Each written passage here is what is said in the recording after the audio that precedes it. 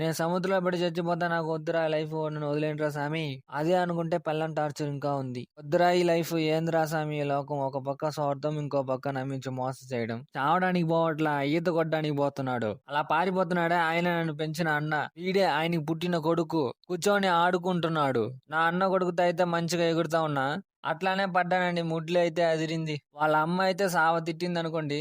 ఇంకేముంది, సముద్రంలో అయితే ఎగిరెగిరి పడతా ఉన్నానండి.